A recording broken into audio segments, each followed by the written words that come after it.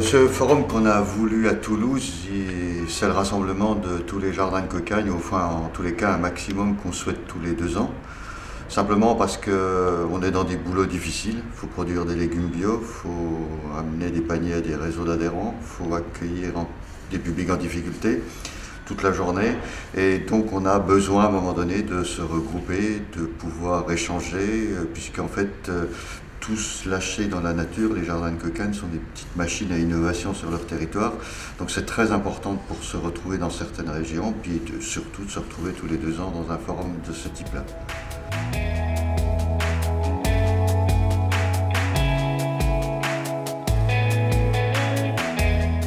Il faut créer de nouvelles alliances, une alliance fertile, le plus possible, avec d'autres acteurs, les entreprises, bien entendu, avec le rameau.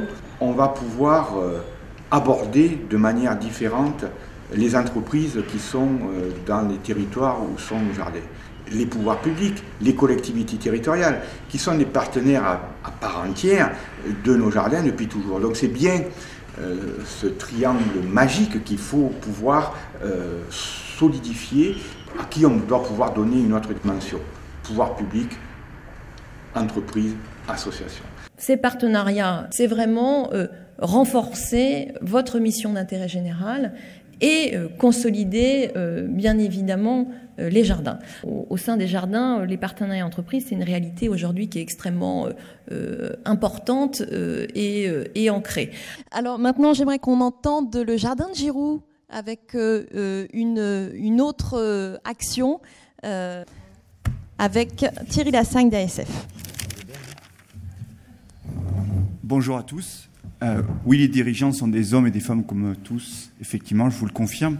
Je travaille moi-même donc chez Vinci Autoroute, réseau ASF. Si on est là aujourd'hui avec Rémi, c'est pour vous raconter l'histoire de la création de ce jardin. On avait tout pour réussir. On avait tout sauf certaines rencontres qui ont été primordiales dans notre projet. Au-delà des entreprises, voilà, le fait de s'ouvrir nous a vraiment permis d'aller au bout de notre projet. Si on n'avait pas fait ces rencontres, si on n'avait pas eu cette ouverture, si on n'avait pas osé, il est clair que malgré les 2 hectares ou les 4 hectares que ASF a, on ne serait pas là aujourd'hui pour raconter cette histoire.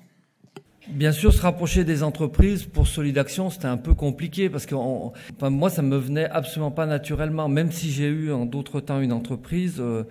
Et donc, il a fallu pour toute l'équipe, qu'on évolue dans notre propre culture. Et en fait, je pense que là où on se retrouve beaucoup avec les entreprises, c'est qu'on est nous-mêmes des entrepreneurs sociaux et qu'on voit bien qu'on parle, ça a déjà été dit tout à l'heure, on parle absolument le même langage, on a les mêmes préoccupations. Et peut-être en conclusion, je dirais qu'aujourd'hui, à nous deux, c'est-à-dire Solidaction et l'entreprise, créer une entreprise qui permettrait de faire travailler durablement les personnes que on n'arrive pas à emmener à l'emploi. C'est une alliance qui débouche sur des choses qu'on n'avait pas forcément imaginées d'ailleurs au départ. Ça demande, je pense, à la base, et notamment de moi, un effort d'imagination, notamment si je vais parler d'alliance avec les entreprises, quand j'aborde un dirigeant d'entreprise, d'abord de m'être quand même renseigné sur l'entreprise, sur ce qu'elle fait, sur ses valeurs de responsabilité sociale et environnementale, et en fonction de son corps de métier, en fonction de ses engagements, imaginer ce qui peut être fait avec le jardin. Donc dans le cadre de notre jardin, le jardin de la voie romaine, il s'est créé en alliance entre le réseau Cocagne et le groupe Vinci, plus particulièrement Vinci Autoroute. Et c'est vrai que ce partenariat a apporté plein de choses. Ça a été conçu comme une innovation sociale pour permettre de créer un jardin qui aille plus loin en matière d'insertion, en matière de débouchés commerciaux. Et c'est un partenariat public, privé et associatif intéressant qui apporte beaucoup à chaque partie prenante. Nous, ce que nous apportons, c'est un label, c'est le label France Active. Nous facilitons l'accès à la banque et nous donnons du sens à l'épargne. Et donc, quand il y a des questions d'argent, nous sommes là. Nous sommes là pour vous aider. C'est quoi ces alliances fertiles ? L'idée, elle est très complexe, mais en même temps, elle peut être expliquée de manière assez simple. On vit dans un monde qui a énormément de problèmes économiques, sociaux, énergétiques, écologiques.